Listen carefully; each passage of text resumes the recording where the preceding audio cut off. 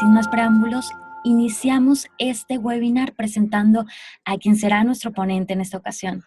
Él es Julián Ramírez, docente e investigador de la Universidad Autónoma de Occidente en Cali, Colombia.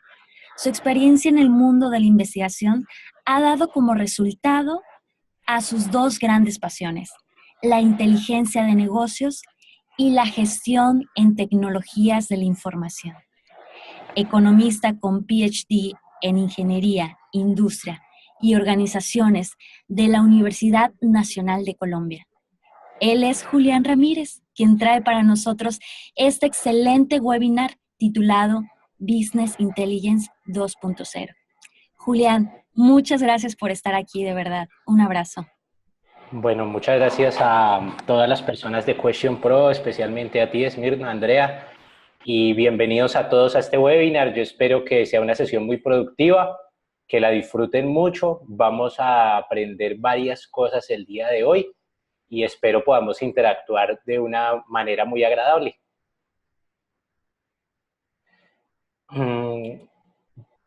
Vamos a tener una conversación en la que vamos a tratar de conectarnos a través de las redes sociales. En Twitter vamos a utilizar el hashtag Business Intelligence. A través de él pueden, si lo desean, formular preguntas. También a través de esta plataforma en donde aparece la opción de preguntas, la plataforma Zoom. Las haremos en 3 puntos clave en los cuales está dividido este webinar. Vamos a dividir este webinar en primer lugar en una sección donde vamos a hablar acerca de la cultura de la información y cómo las empresas pueden desarrollar este tipo de cultura para posteriormente hablar de las formas en que las empresas pueden lograr procesos de inteligencia de negocios con alta efectividad.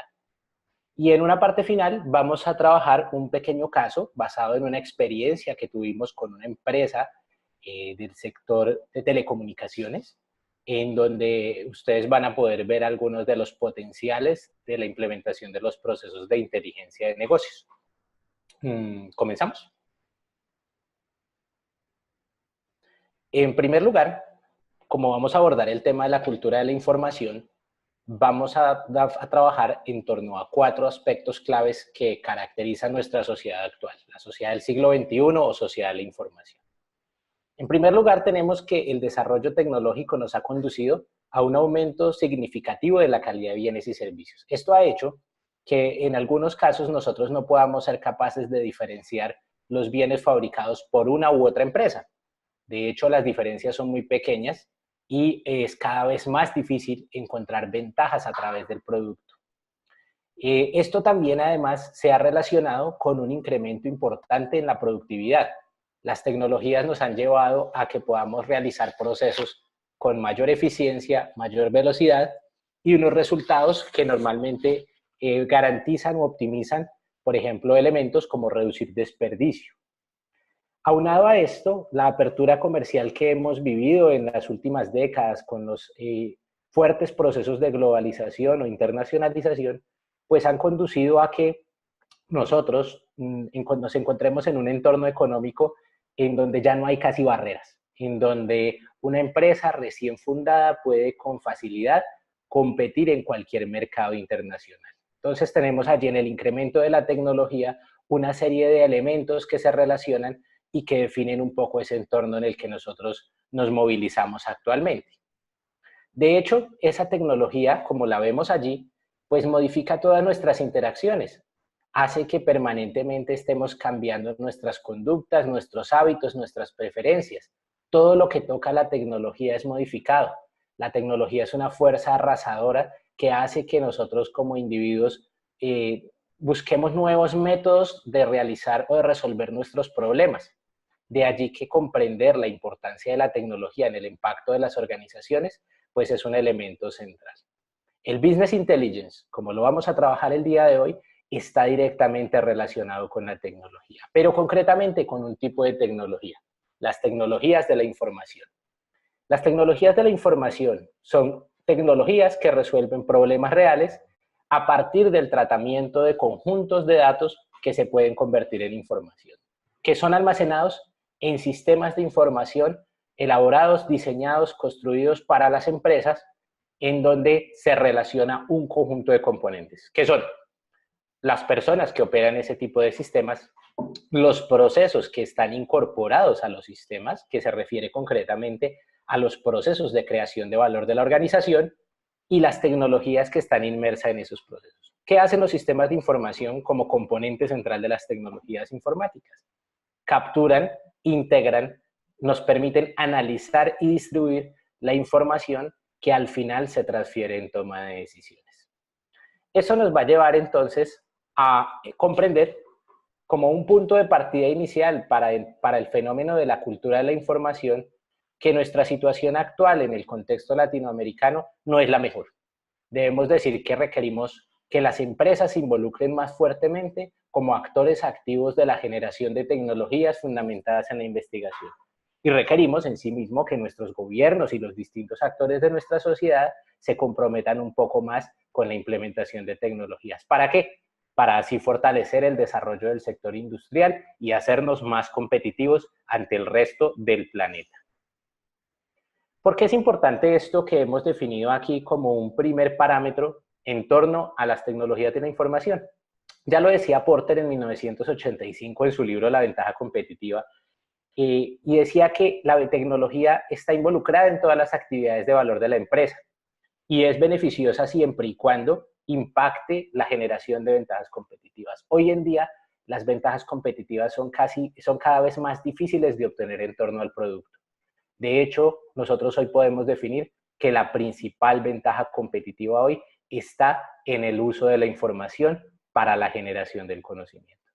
Entonces, estamos ahora en un marco en el cual comprendemos que las organizaciones que adoptan y se transforman en organizaciones tecnológicas tienen un potencial y una capacidad de desarrollar un nuevo tipo de ventajas competitivas basadas en gestión del conocimiento. De eso justamente se trata la inteligencia de negocios. Observemos el esquema que se encuentra al lado derecho de nuestras pantallas. Nosotros en la vida cotidiana vivimos una gran cantidad de hechos, situaciones de nuestra vida en común. Si, por ejemplo, estamos en la calle y de repente ocurre un accidente en el tráfico, nosotros en muchas situaciones lo que solemos hacer es tomar una fotografía, podemos poner un tweet, podemos hacer una llamada, en fin, convertimos esa situación que se ha presentado inmediatamente en un conjunto de datos. No todos los hechos que vivimos en nuestras vidas cotidianas se convierten en datos. Por eso vamos a tener que la segunda esfera es una esfera un poco más reducida. Hay hechos que se nos escapan al proceso de convertirse en datos. ¿Pero qué son los datos? Los datos en sí mismos son hechos que han sido recolectados sistemáticamente, pero que no tienen en este momento una gran claridad o una estructura, ¿sí? Por ejemplo, dentro de esos datos, si tomamos la fotografía, ese archivo multimedia es un dato. Si tenemos la tecnología adecuada, esa fotografía nos permite registrar la fecha, la hora y en algunos dispositivos hasta la ubicación satelital. Si llenamos una información en redes sociales, si creamos un tweet, todo esto genera un conjunto de datos relacionados a partir de incluso las palabras que utilizamos en ese lenguaje. O sea que al final nosotros tomamos esos hechos, los convertimos en datos digitalizados que solo tienen sentido en la siguiente esfera, la tercera esfera dentro de ese círculo, que es lo que nosotros llamamos información. ¿Qué es la información? Un conjunto de datos que ya tienen estructura, sentido y significado. Quiere decir que ya he tomado datos de distintas fuentes, he tenido la capacidad de empezarlos a relacionar y al relacionarlos le estoy dando una connotación que me permite conocer una situación, describir un panorama e incluso puedo llegar a predecir acciones o comportamientos futuros.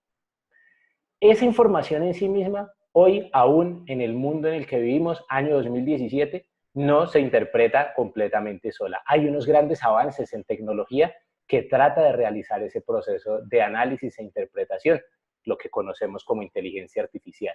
Pero hoy en día se requiere aún el uso intensivo del talento humano para la generación de valor de la información. Y ese valor que genera la información es lo que llamamos aquí conocimiento. El conocimiento es la transformación de la información en decisiones que nos permiten conocer claramente el entorno y responder de mejor manera ante las acciones que suceden. El conocimiento no solo termina allí. Observen que lo que hemos hecho es ir cerrando el círculo, porque no todos los hechos se convierten en datos, no todos los datos se convierten en información y no toda la información es relevante para convertirse en conocimiento. Y del mismo modo, no todo el conocimiento se convierte en sabiduría. Ya la sabiduría se da cuando de las acciones que hemos vivido, de lo que hemos aprendido a través de los datos, se genera experiencia. Y esa experiencia se replica en que las acciones futuras están fundamentadas en el aprendizaje que se tuvo de las acciones pasadas. Entonces, en síntesis, tenemos que la inteligencia de negocios, bien entendida, es una habilidad que las empresas pueden adquirir para transformar los hechos en datos, los datos en información y la información en conocimiento. ¿Para qué? Para tomar mejores decisiones que beneficien a la empresa. Entender la cultura de la información significa que la empresa es capaz de recolectar sistemáticamente datos sobre los hechos que suceden, convertirlos en información y tomar sus decisiones basadas en conocimiento. Lo opuesto sería que la organización tome sus decisiones basadas en la intuición, en el yo creo que o al parecer va a ocurrir tal situación. La idea es que nosotros, con la inteligencia de negocios, tomamos decisiones con mayores argumentos, con más peso y mejor fundamentadas. La inteligencia de negocios, que hace parte de esa cultura de la información que hemos descrito hasta aquí, en un entorno altamente tecnológico, se fundamenta en dos puntos de vista que ustedes pueden ver en sus pantallas. Un punto de vista estratégico. ¿Qué es el punto de vista estratégico? Es quizás el más olvidado de los dos puntos de vista de la inteligencia de negocios. Es entender las decisiones de la empresa, la motivación y la voluntad que tiene la empresa para realmente transformarse en una empresa basada en cultura del conocimiento. Entonces allí el punto de vista estratégico es un vehículo de distribución para que todos los niveles de la empresa estén vinculados dentro de la cultura de información, desde el más alto cargo hasta el menor cargo posible dentro de la jerarquía organizacional, sabe que un elemento esencial para la supervivencia del negocio es la recolección y transformación sistemática de hechos en datos, datos en información y información en conocimiento. Eso va a ser beneficioso porque las empresas que recolectan información de manera sistemática son más capaces de generar innovación y mayores ventajas competitivas. El punto está en que la mayoría de las organizaciones que implementan procesos de inteligencia de negocios o han tratado de hacer aproximaciones a esta temática, lo han hecho primero desde el otro punto de vista, el que vemos al lado derecho, que es el que llamamos el punto de vista informático. Entonces, muchos piensan que inteligencia de negocios es comprar una tecnología. Muchos piensan que inteligencia de negocios es solamente comprar un software y no lo es. Del punto de vista informático sí nos implica este tipo de decisiones. Tecnologías que nos permiten transformar datos de diversas características, visualizarlos de una manera más inteligente, modelarlos. Pero eso solo se da y solo va a ser altamente efectivo si la organización, por otro lado, ha comprendido el punto de vista estratégico. Es decir, que si la empresa es consciente de para qué está haciendo la tarea, qué implicaciones tiene esa transformación, los beneficios de la inteligencia de negocios van a ser mayores que los de solamente implementar un software. La mayor parte de la tasa de fracaso de proyectos de implementación de inteligencia de negocios es verlo solamente como un problema tecnológico cuando realmente es un problema que trasciende esa esfera y va a los distintos niveles de la organización. Entonces, en síntesis, tenemos que lo que hemos llamado inteligencia de negocios hasta aquí, bien implementada, nos permite, primero, observar patrones de lo que está ocurriendo en la organización. Muchos aquí suelen preguntar, ¿ven? Pero ¿para qué necesito inteligencia de negocios si eso lo puedo hacer con una hoja de Excel? Pero lo que hacemos allí es que nosotros podemos potenciar esos procesos de observación usando las herramientas y los procesos adecuados. También nos va a permitir comprender qué sucede, tratar de anticipar conductas por medio de los modelos predictivos, definir nuevos esquemas de trabajo basados en la colaboración, interactuar con el equipo de trabajo y realizar mejores ejercicios de planeación. Y en últimas, nos permite tomar decisiones que son optimizadas por cuenta de que la información bien usada debe ser una fuente de minimización del riesgo y una fuente clara de nuevas ventajas competitivas. Quisiéramos saber hasta aquí si hay preguntas, si dentro de esta primera parte Hay interrogantes que podamos atender. Esmirna, Andrea, no sé si tienen allí algunas preguntas del público. Claro que sí, Julián. Por aquí tenemos algunas preguntas que nos hacen la audiencia. Como centros de inteligencia, ¿cuáles son nuestros sensores para obtener información? Muchas gracias, Julián. Bien, esa es una pregunta muy interesante porque una de las partes que suele pensarse allí es que la solución es tecnológica y la respuesta normalmente no va por allí. La solución suele ser estratégica. La solución sobre el tema de los sensores para recabar permanentemente datos e información está en el concepto de momentos de verdad. ¿Qué es ese concepto de momentos de verdad? El concepto de momentos de verdad es que nosotros podamos aprovechar cada interacción que tenemos con los distintos actores de la organización, es decir, empleados, clientes, proveedores, para convertir todos esos sucesos en datos. Eso claramente es una decisión estratégica. Si la empresa entiende que cada interacción es una fuente de datos, ellos deben transformarse sistemáticamente en conocimiento. Eso tiene algunas implicaciones porque es una cuestión que implica realmente bastante disciplina. Si la empresa ha hecho su proceso de transformación a inteligencia de negocios de una manera concienzuda, clara y bien implementada, lo que debe ocurrir es que esa generación de los momentos de verdad y la captación de la información en cada uno de ellos se debe convertir prácticamente en una rutina para la empresa. Algo que se vive todo el tiempo, que trasciende todas las esferas y que lo puede hacer cualquier empleado que esté comprometido con la visión estratégica que implica este proceso. Perfecto, Julián. Te agradezco muchísimo por la respuesta a esa pregunta. También por aquí nos preguntan cómo la tecnología exponencial estará afectando el estado de las naciones. Muchas gracias. Bueno, esa es una pregunta que hace parte hoy de los debates más fuertes en las organizaciones internacionales, como por ejemplo en la Organización para la Cooperación y el Desarrollo Económico, la OCDE. Una de las cosas que se aprecia es que la tecnología se está convirtiendo en un commodity, es decir, en un bien común y en un bien básico. Hoy es mucho más complejo que hace unos 20 años obtener ventajas competitivas a través de la tecnología, si no están dadas en la información. ¿Por qué? Porque hoy la tecnología ha decrecido significativamente sus costos, porque la tecnología, el desarrollo tecnológico nos ha llevado además a potenciar la capacidad de procesamiento, y allí vemos una evidencia de un famoso principio que es conocido en este tema como la ley de Moore, en donde pues al final esa generación de tecnologías no permite que todas las empresas puedan llegar a potenciarla.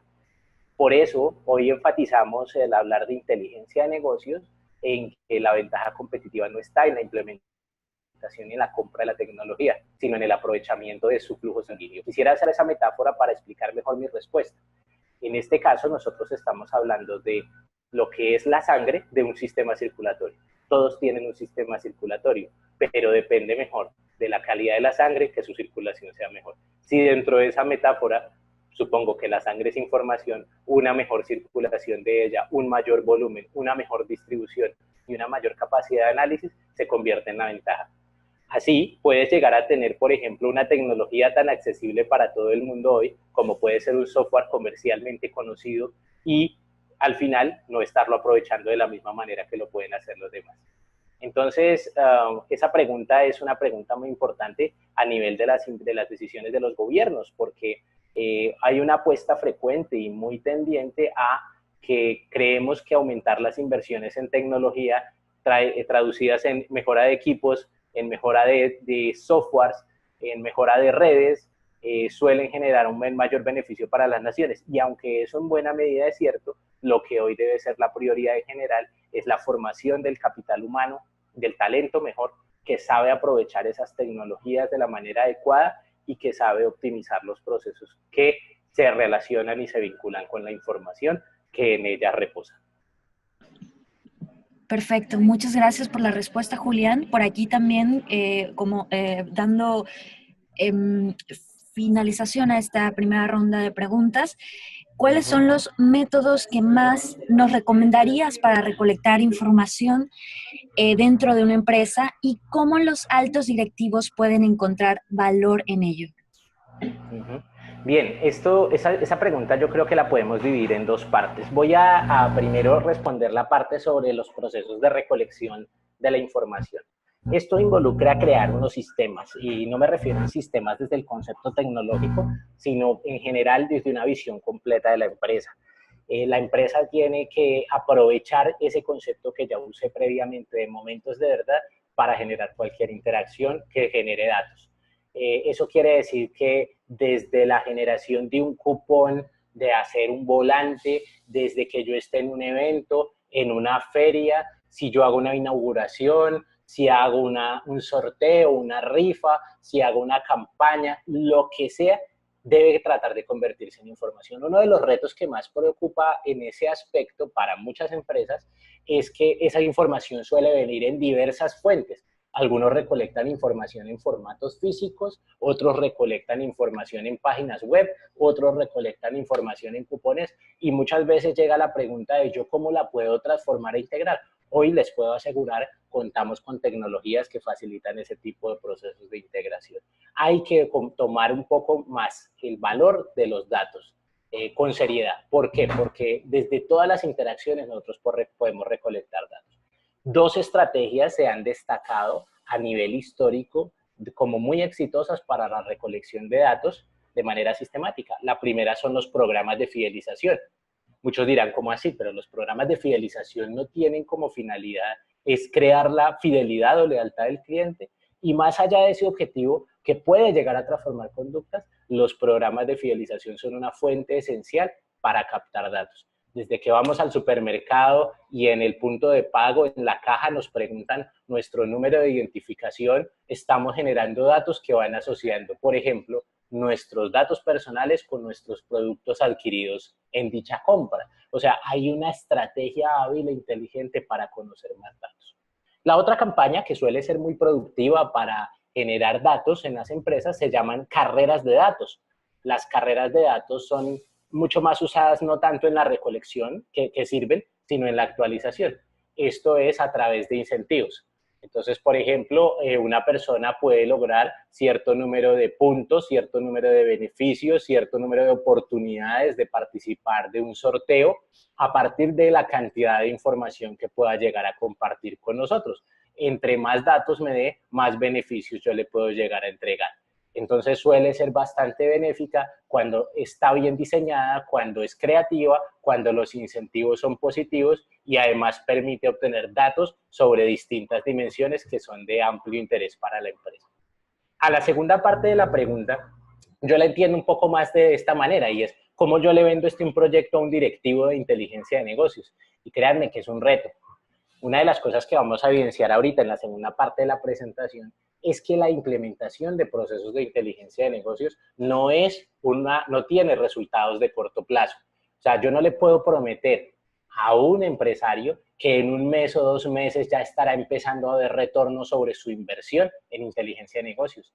Una estadística de Gartner señala que eso puede tardarse entre 18 a 24 meses a empezar a generar valor. Y entonces muchos empresarios lo toman con bastante prevención y se desaniman. ¿Cuál es la tarea que nosotros como comunidad de la inteligencia de negocios en Latinoamérica tenemos que realizar? Y es llevar a las organizaciones a comprender que la inteligencia de negocios hoy se está convirtiendo en un proceso de supervivencia, en donde si no tienes información no conoces el entorno, donde si no tienes información no puedes potenciar tu toma de decisiones. Y allí también está involucrado el tema de la valoración financiera de los datos. Me parece que es un argumento que suele ser muy convincente para quienes están más familiarizados con el campo de la contaduría, la contabilidad. Posiblemente recordarán que los datos pueden incluirse en los estados financieros como un activo intangible.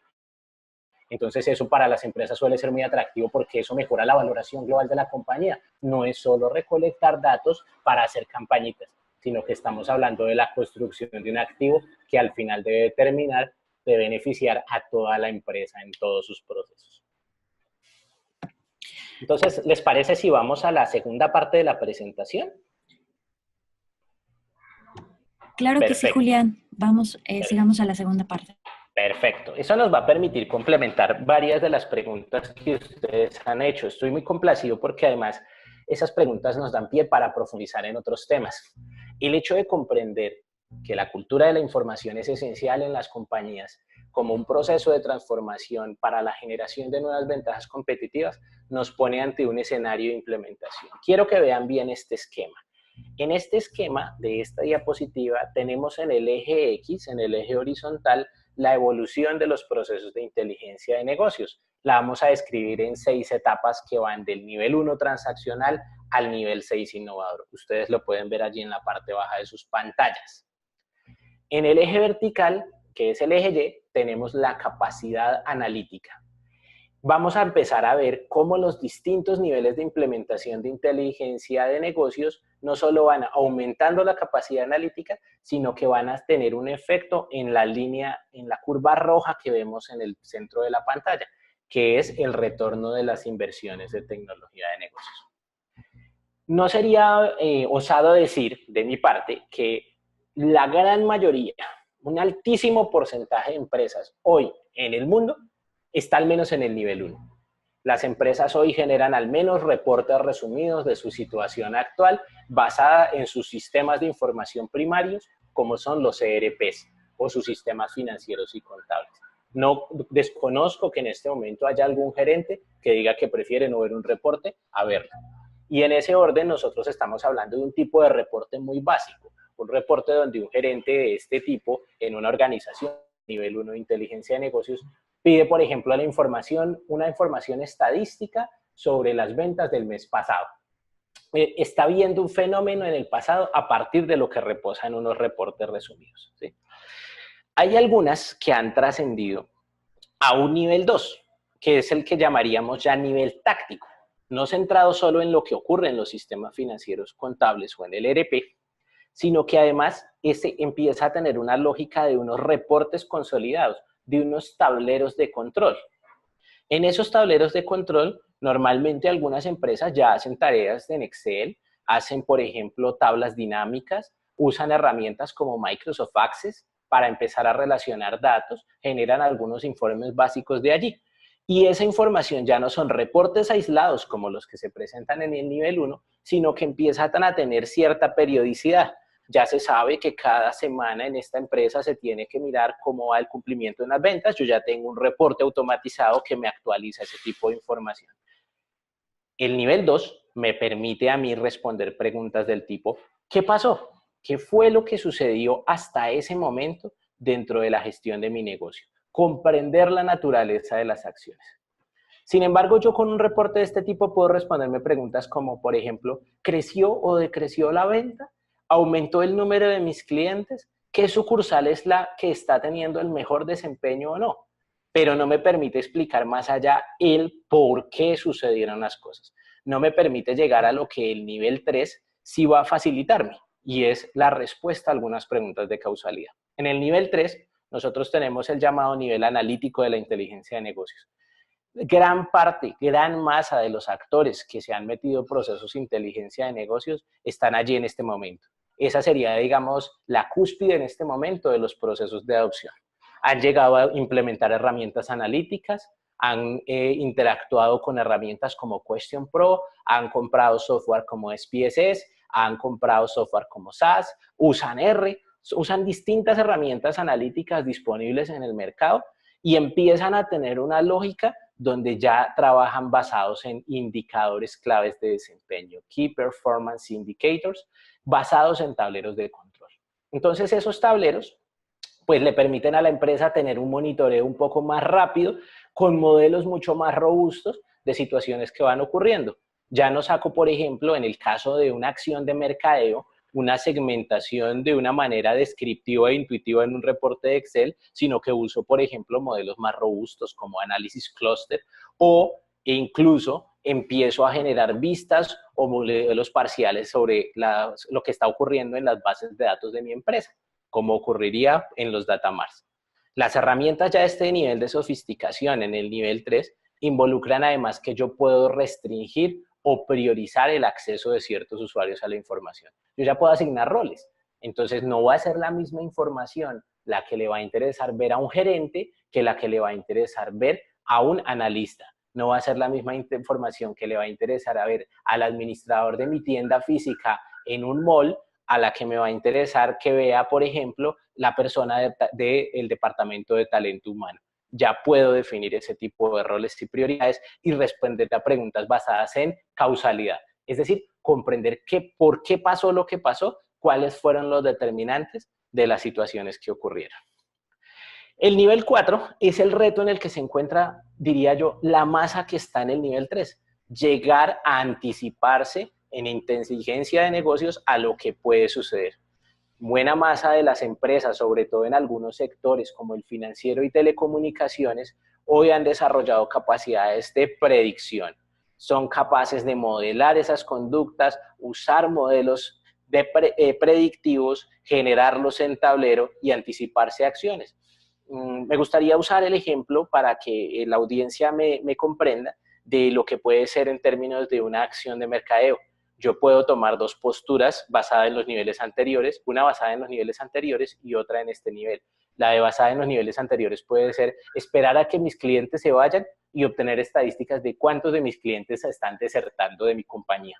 Y otra en el nivel predictivo sería, más bien, comprender quiénes tienen una mayor probabilidad de desertar, de irse o acabar la relación con mi negocio, y a partir de eso hacer modelos que, anticipando esa probabilidad, me permitan construir acciones de tipo proactivo, como por ejemplo realizar una llamada antes de que la persona tome la conducta, ofrecerle un beneficio, indagar por las causales posibles de su deserción, entre otro tipo de acciones. Eso además requiere unas acciones de tipo de gobierno a nivel tecnológico, por ejemplo, la definición de quién es el administrador de los datos, la construcción de una bodega de datos departamental, un data warehouse, la construcción de unos tableros estandarizados de control, la definición de unos accesos de usuarios y además la llevada a un alcance mayor de ese proceso de inteligencia de negocios. De allí que ese nivel es el que llamamos nivel 4, nivel estratégico, y nos define qué es lo que puede llegar a pasar en la compañía en un futuro. El nivel 5, a medida que va ascendiendo, como lo han ido notando, va a ser mucho más difícil de encontrar empresas que lo estén haciendo, pero ya podemos empezar a ver la cresta de la ola. Y en el nivel 5 estamos en una situación que es el nivel avanzado de la inteligencia de negocios a hoy, en donde nosotros podríamos definir el real time. Es decir, que hoy ese sistema de inteligencia de negocios ya no se basa en los datos que ocurrieron. Yo no pronostico, por ejemplo, con cierre al 15 de octubre, que es la fecha que acaba de pasar, sino que mi sistema es completamente automatizado. Me permite ver en tiempo real cómo cambian las conductas. Si ya hoy en la última hora se han tomado acciones por parte de mis clientes, me han llamado a quejarse, a felicitarme, han comprado, han vendido, no sé, cualquier tipo de interacción debe reflejarse automáticamente en esos sistemas. Eso me permite mejorar mi capacidad de predicción. En la etapa anterior yo puedo pronosticar y puedo, mientras tomo la acción, llamar a la persona y decirle que no se vaya, cuando la persona ya se ha ido. Aquí, en este nivel, todo está sucediendo en tiempo real. Si la persona, por ejemplo, en mi e-commerce me dejó vacío un carrito de compra, un sistema de nivel avanzado debería permitirme generar una alerta sobre qué está ocurriendo para que yo así mismo trate de anticipar y preguntarle a la persona por qué dejó vacío el carrito de compra. Y eso implica automatizar más procesos, generar mejores resultados, construir bodegas de datos mucho más grandes que ya involucren a toda la compañía con indicadores de desempeño que se transfieren a todos los niveles de la organización y donde hay un claro control desde la parte directiva de todo lo que sucede en la organización en torno a la inteligencia de negocios. En el último nivel de evolución, la frontera de este momento de la inteligencia de negocios, lo llamamos el nivel innovador, nivel 6. ¿Correspondería con qué? Con lo que hoy, por ejemplo, en algunos de nuestros países se está llamando Open Data y con los proyectos de Smart Cities. Los proyectos de nivel innovador hoy buscan que las empresas tengan una cultura de datos abiertos, que compartan esa información con otros actores sociales, como otras empresas, incluso el gobierno, de modo tal que nosotros podamos tener unos procesos ampliamente globalizados, podamos enriquecer las fuentes de información. Claro, hay unas preguntas dentro de esa frontera del conocimiento y es, ¿cuál es el tema, por ejemplo, allí dentro de la confidencialidad de los datos? ¿Qué implicaciones legales puede llegar a tener? ¿Cómo integro distintos servicios analíticos? ¿Cómo guardo, por ejemplo, la seguridad de la información de mi empresa para que otros no aprovechen ella? Pero esos son los retos que estamos trabajando. Y es, nosotros queremos llegar en inteligencia de negocios a un nivel donde no solamente entendamos qué puede pasar y qué está pasando, sino podamos incluso definir qué queremos que pase, conectar distintos elementos de nuestro comportamiento social y poder anticipar conductas con altísimo grado de precisión y así optimizar los procesos de negocio. Para construir esos proyectos de inteligencia de negocio, nos vamos a enfocar en primer lugar, me regreso un momento, en ese nivel 3 en el que dijimos se encuentra la gran masa.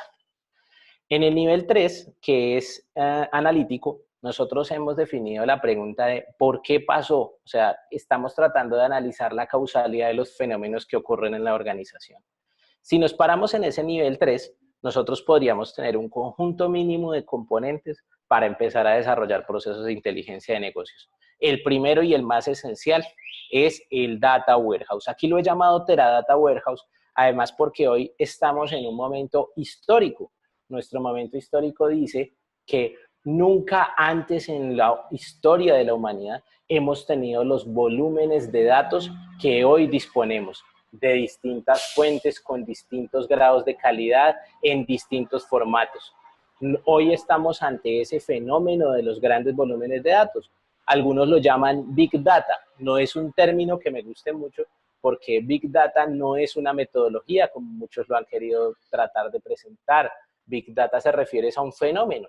Big Data se refiere a una situación donde tengo grandes volúmenes de datos. ¿Cómo los puedo aprovechar? Observen esto.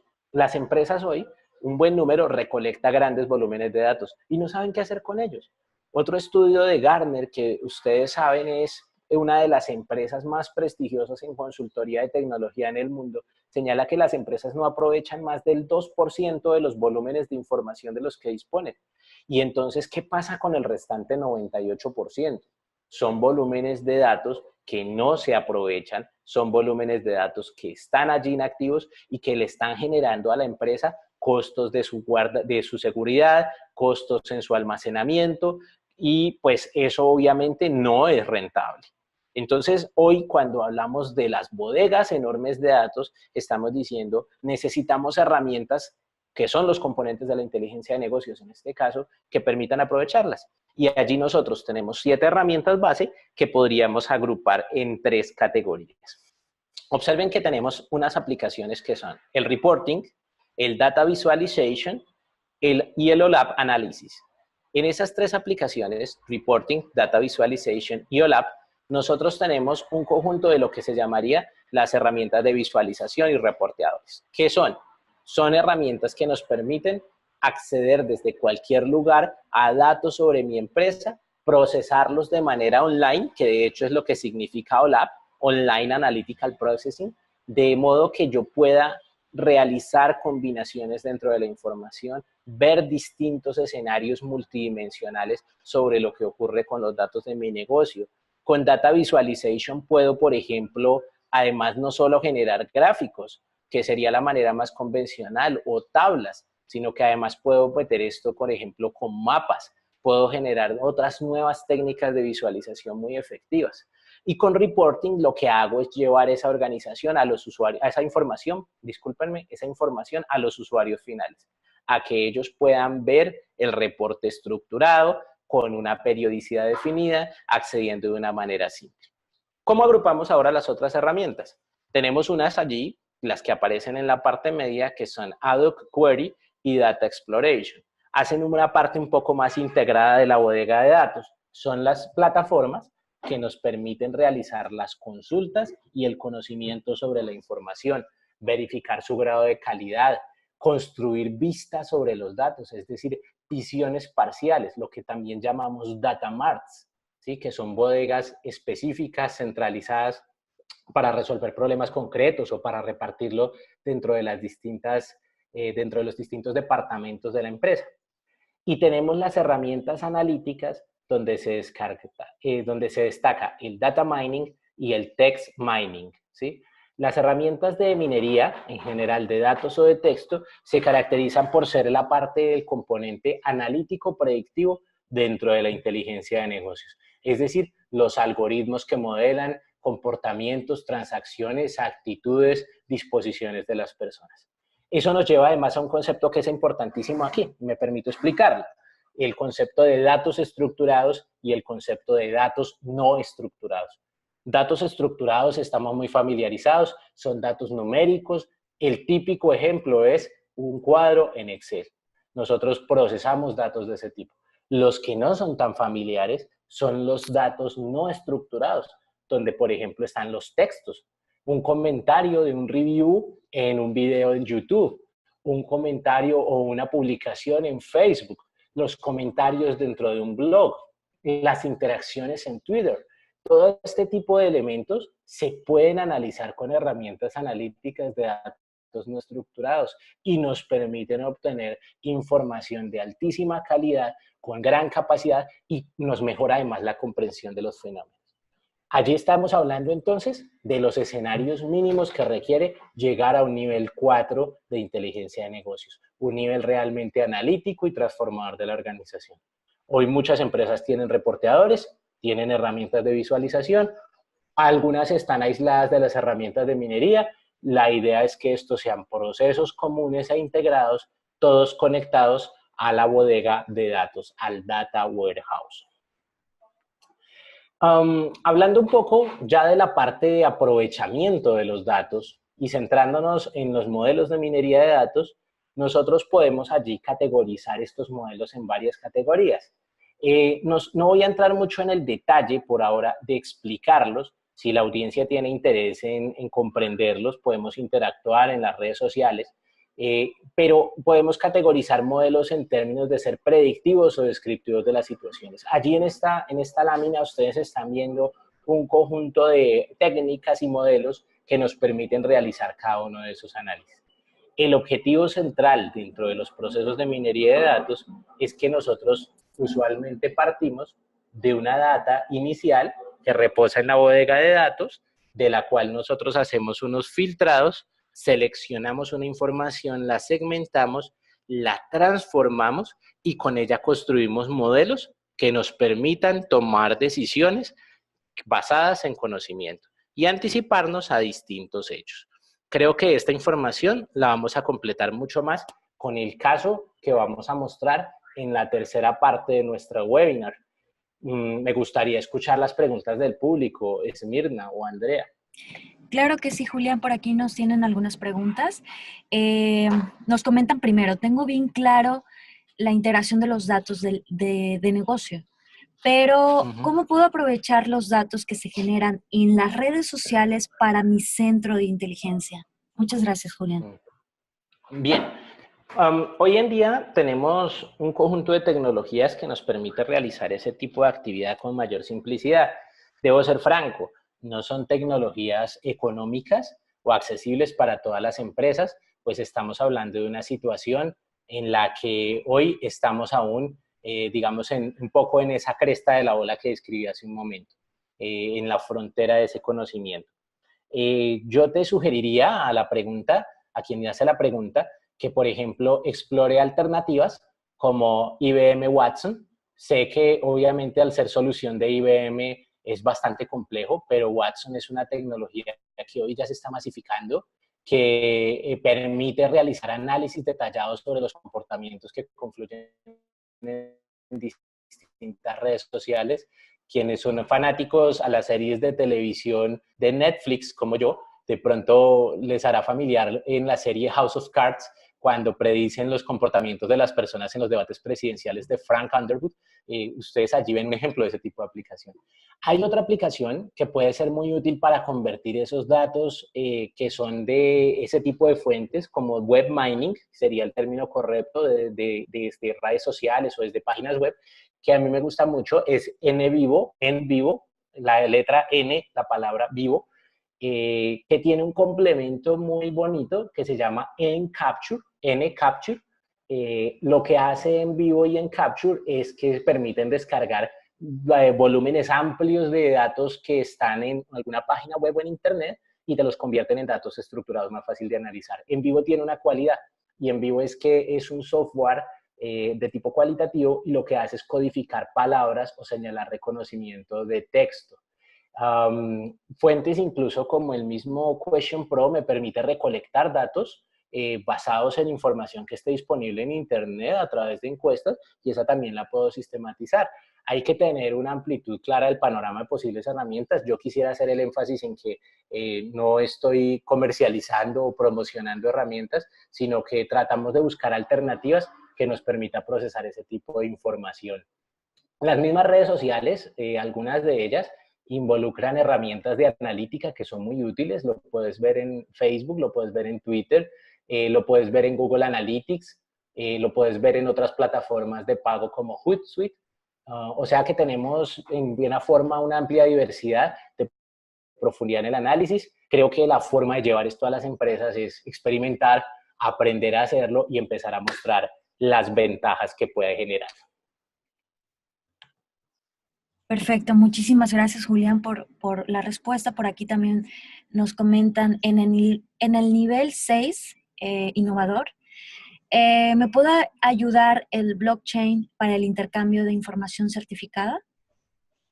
Por supuesto. De hecho, blockchain está diseñado para tratar de llegar a ese nivel.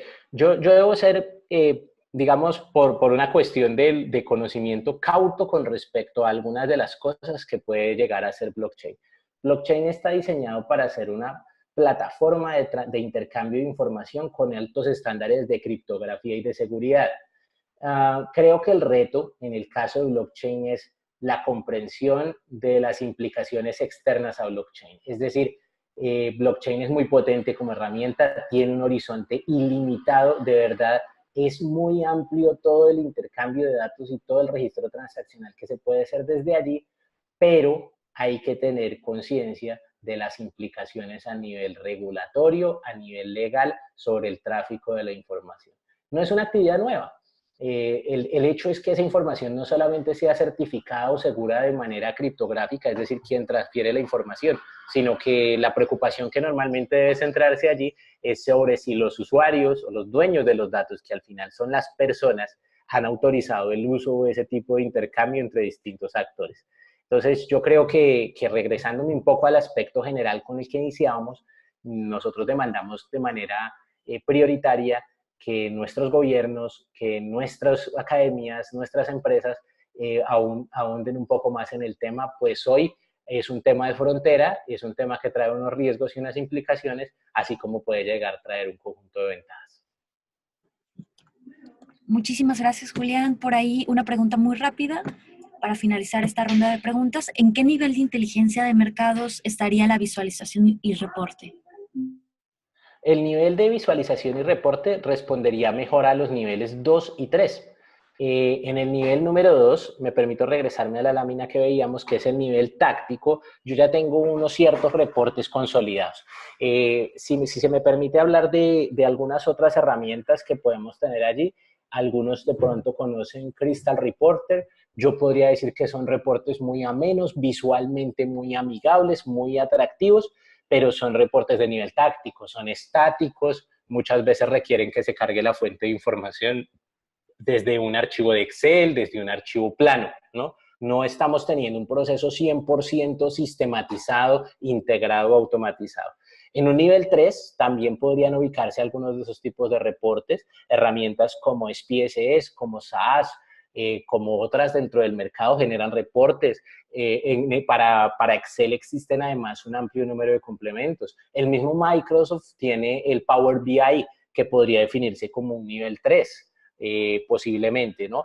Ahí yo entraría a ver y estaría de acuerdo con la pregunta de que los niveles de reportaje están hasta ese nivel. Ya en un nivel 4 no, porque están implícitos. En el nivel 4 el centro de toda la acción de la inteligencia de negocios está en los modelos, y dentro de los modelos, pues yo necesito de todos modos llevarlos al reporteador para hacerlos fácilmente digeribles. Entenderán en el público que los modelos predictivos basados en minería de datos pues son realmente simples, es un tema que suele predisponer, pero muchos de sus indicadores no son de interpretación sencilla para el público general.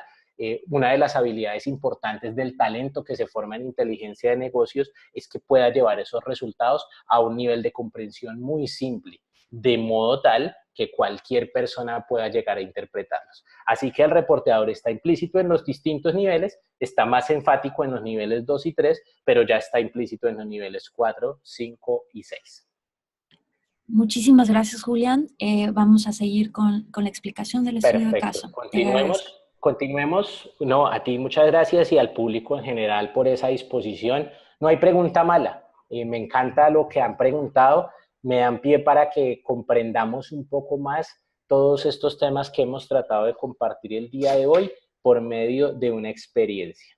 Y esa experiencia está basada en un problema de negocios real. Les voy a contar una experiencia que tuve la oportunidad de vivir hace aproximadamente 5 años aquí en mi país, en Colombia, en donde lo que teníamos por realizar era atender un problema de una empresa del sector de telefonía móvil ampliamente reconocida en el país. Esta empresa presentaba unos altísimos niveles de deserción en sus clientes de más alto valor.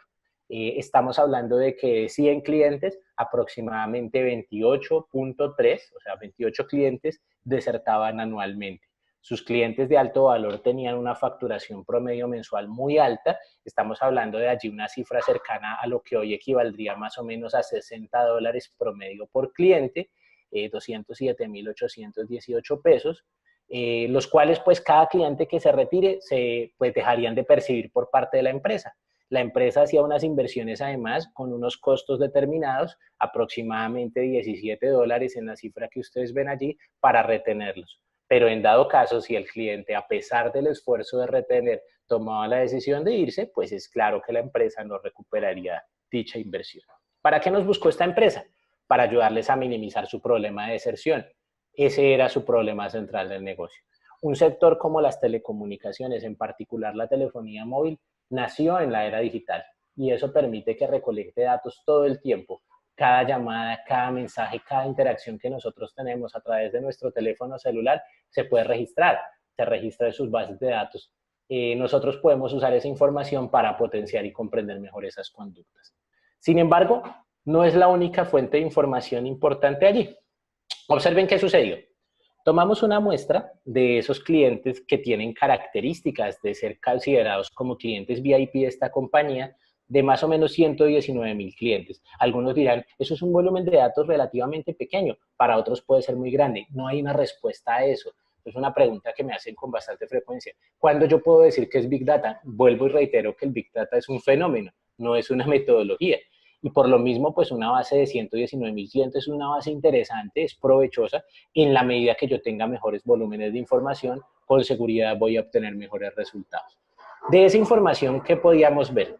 Veíamos información de tipo demográfico, es decir, quiénes son, dónde viven, cómo viven, cuáles son sus rasgos sociales, por ejemplo, si tienen hijos, dónde nació, su edad, su género. Teníamos información psicográfica que la empresa también se había preocupado por recolectar, haciendo algunas campañas como, por ejemplo, basadas en el programa de fidelización. Por ejemplo, ¿a qué oferta respondía mejor? Si yo le enviaba a este cliente una promoción de suscribirse a un servicio a través de mensajería de texto, ¿a cuál le respondía? Teníamos información, por ejemplo, de algunos gustos, si a la persona le gusta la literatura, si le gusta el cine, si le gusta el turismo. Y teníamos información de tipo transaccional, claramente una de las más importantes. Veíamos cuántos, por ejemplo, llamadas ha hecho en el mes, cuántos mensajes de texto. En su momento, ya para algunos de esos clientes, veíamos cuál era el consumo dentro de sus planes de datos y su tráfico en número de kilobytes. Veíamos si compraban contenidos exclusivos.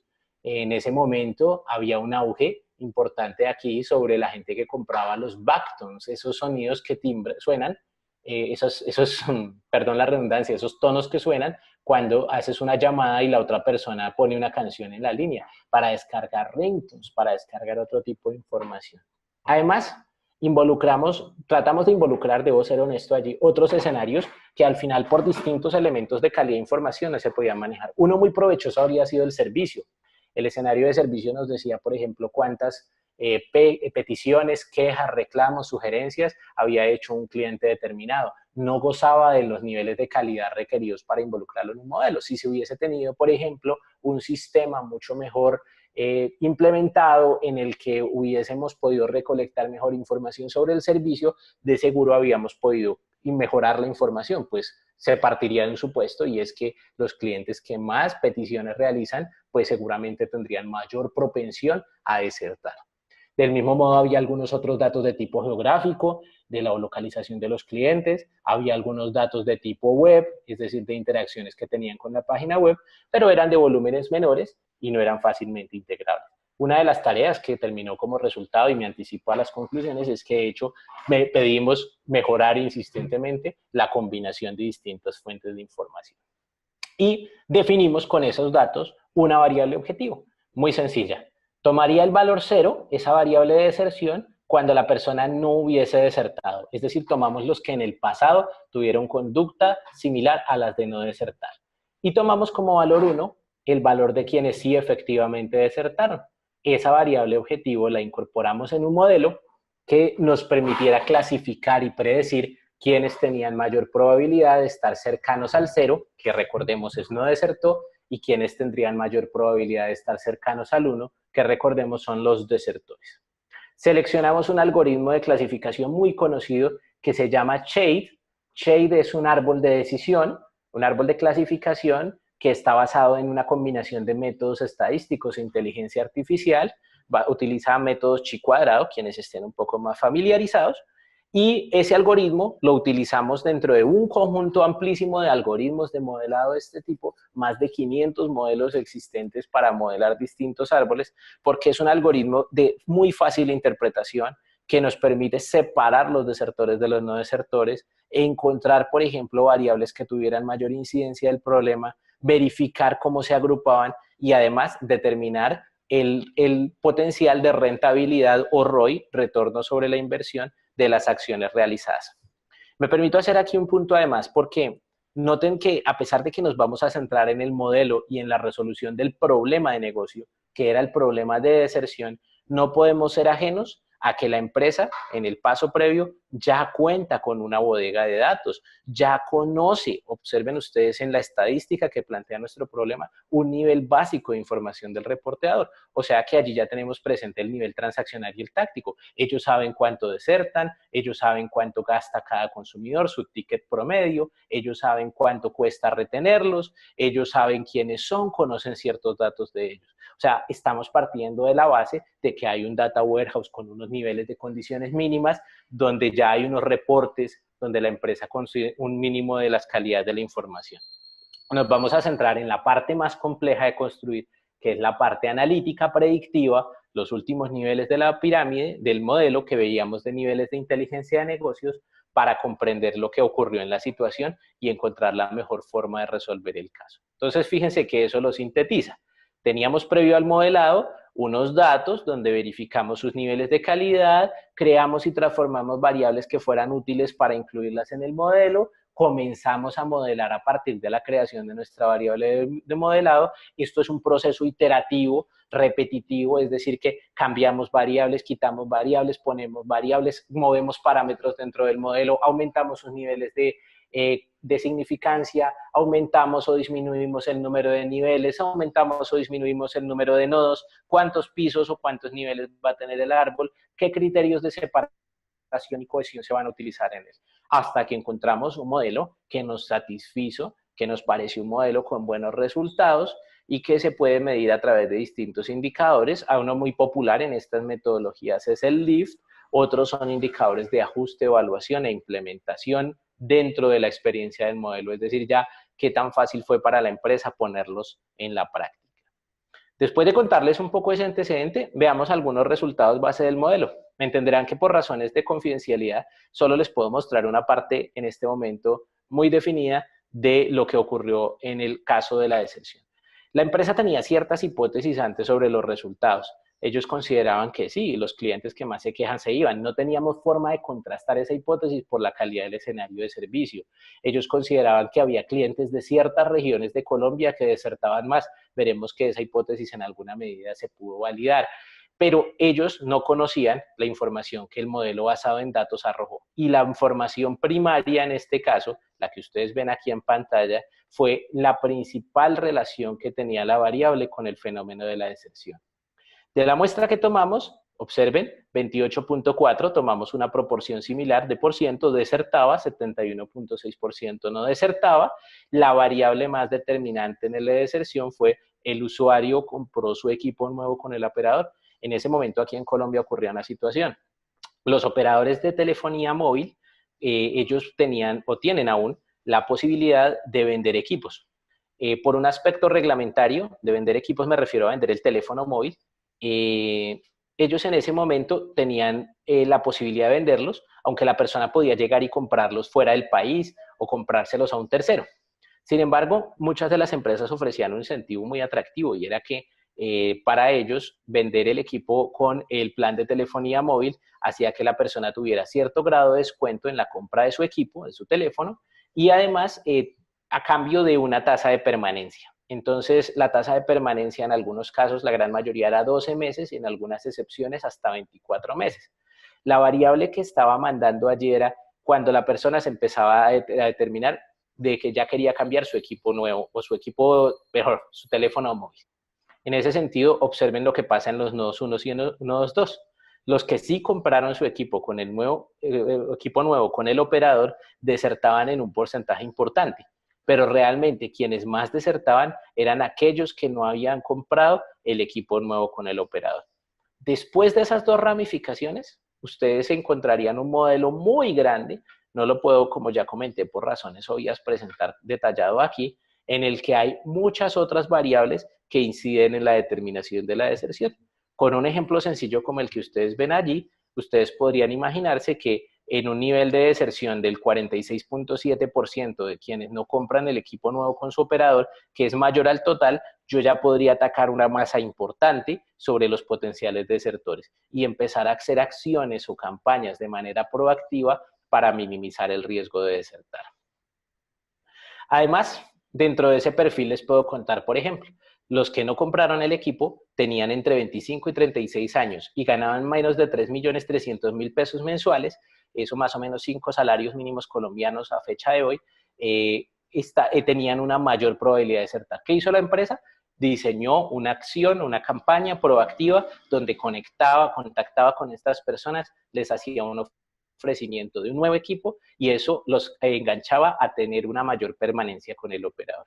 Otros eran los que no compraron el equipo, tienen menos de 25 años, basado en ese perfil de ese grupo etario, diseñaron una acción para retenerlos. Y otro hallazgo fue si no compró el equipo y tenía menos de 29 años y vivía en ciudades como Bogotá, Barranquilla, Cali o Bucaramanga. Entonces, lo mismo, se priorizaron acciones sobre los grupos de estas ciudades y que tuvieran estas condiciones para tratar de minimizar la deserción. Esos resultados se evidencian en esta tabla que ustedes pueden ver aquí, en el lado derecho. Es un poco compleja, pero la voy a tratar de sintetizar. Ustedes ven que aparecen unos nodos, están numerados. Esto es un resultado de un modelo construido a través de SPSS, de SPSS, con un nodo 22, que es un nodo, el primero de los que veíamos anteriormente, que tiene un porcentaje importante, donde si se realizaban acciones para retener, se tenían mejores niveles de rentabilidad. Observen la explicación a este lado. Por cada peso invertido en retener personas clasificadas en el nodo 22, se recuperaba la inversión 2.43 veces. O sea, ese nodo era tan efectivo para retener que cada peso, cada centavo que se invirtiera en él para retener a los clientes generaba un retorno positivo, es decir, que la persona se mantuviera en el vínculo. Eso de por sí, al minimizar los niveles de deserción, termina por amortizar las inversiones en inteligencia de negocios. Si hacemos una cuenta ligera a lo que costó el proyecto, la compra del software, la implementación, la consultoría y el talento humano, en los primeros 2 o 3 meses el proyecto ya se rentabilizaría por minimizar de manera importante los niveles de retención. Observen que la mayoría de los primeros perfiles no solo minimiza de una manera importante la deserción, sino que adicionalmente maximiza los esfuerzos en términos de costos que la empresa ha realizado para retenerlos de manera proactiva. Nosotros allí teníamos además un modelo que, como todo modelo, es una aproximación a la realidad. no existe el modelo 100% efectivo, eso es utópico, tratamos de llegar siempre al nivel más efectivo posible. Y teníamos un modelo que aquí tenía un resultado de 75.6% de efectividad global. Sin embargo, su efectividad global se ve matizada porque en el caso de los que sí desertan, que están representados en esta combinación de la fila sí observado y sí pronosticado, estos 8.618 que estoy señalando, corresponden con un porcentaje del 25.4%. O sea, el modelo era efectivo para capturar de manera predictiva uno de cada 4 desertores. En ese momento permitió reducir la deserción en esa proporción. Pasaron de una deserción del 28.7% anual a aproximadamente 22% anual. Algunos dirán, pero no se redujo del todo. No, porque una de las tareas que es importante aquí es comprender que evitar esa fuga de ese 6% está no solo amortizando los esfuerzos de la inteligencia de negocio, sino que está sirviendo como parámetro para futuros modelos. O sea, yo puedo tomar este modelo, meterle más datos, enseñarles más comportamientos, enseñarle más conducta de los clientes de esta empresa y así inducirlo y obligarlo a que él mejore y que en siguientes corridas él pueda llegar a tener un mejor nivel de efectividad. ¿Qué pasó después? Bueno, nosotros nos seguimos acompañando a la empresa en ese momento con su modelado. Una de las cosas que es muy bonita y muy interesante, lo he tenido la experiencia de vivir en los proyectos de consultoría que he acompañado en este tema, es que las empresas que se motivan mucho, los equipos de trabajo que ellos asignan, en este caso además fue una oportunidad muy especial porque la persona que estaba del otro lado, es decir, de la compañía, se involucró tanto que terminó haciendo carrera en este tema, empezó a liderar el tema desde la compañía, ya lo empezaron a trabajar como un tema in-house, dejó de ser un tema contratado por la empresa ante un tercero, sino que empezó a ser un tema propio de la compañía. Con eso mejoraron el modelo. En el siguiente año el modelo pudo llegar a un nivel de reducción de deserción de un 35 y un 47% en el segundo año. Allí le perdimos un poco el rastro, pero me comprometo a hacer la tarea de actualizarme con eso. Ellos separaron esos segmentos, además encontraron un subsegmento dentro de los VIP basado en la variable de edad. Con el aumento o con el paso del tiempo empezaron a identificar que clientes de Medellín en particular estaban teniendo comportamientos relativamente distintos ante la deserción, entonces se complementó con investigación de mercados, se usaron herramientas para determinar razones y actitudes sobre por qué los clientes de Medellín pensaban distinto ante esta empresa que los de otras ciudades, y empezaron además a generar un modelo de contagio en donde la inteligencia de negocios empezó a trascender otras esferas, no solo para resolver el problema de deserción. Algunos querían ver cómo podían optimizar la venta cruzada, otros querían entender cómo captar mejores clientes, otros trataron de hacer modelos para comprender los clientes que tuvieran mayor probabilidad de incurrir en una mora. Otros empezaron a construir modelos para comprender mejor los nuevos productos y servicios que debían diseñar. Entonces, ellos el balance que tienen es que al final del segundo año pudieron recuperar con un nivel importante la inversión que realizaron en sus proyectos de inteligencia de negocios. De mi parte, esto es lo que les quería compartir. Estoy muy complacido no solo de su participación, sino de haber tenido esta gran oportunidad gracias a Question Pro, a todas sus personas involucradas, a ustedes como público. Estoy presto a atender todas sus preguntas e inquietudes. Dediquémosle unos minutos a atender algunas preguntas adicionales, Esmirna. Claro que sí, Julián. Por aquí nos pregunta Adriana Rascos. Hola, en este momento, por protección de datos, no podemos usarlos. Trabajo en un laboratorio farmacéutico y no está permitido entrega de regalos, etcétera. Nada que se vea que estoy comprando, al médico. ¿Cuál sería el futuro en este sentido con inteligencia de mercados?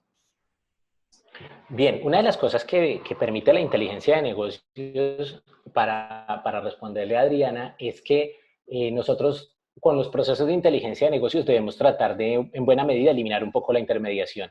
En un sector como el farmacéutico es complicado porque pues tiene muchas implicaciones éticas, ¿no?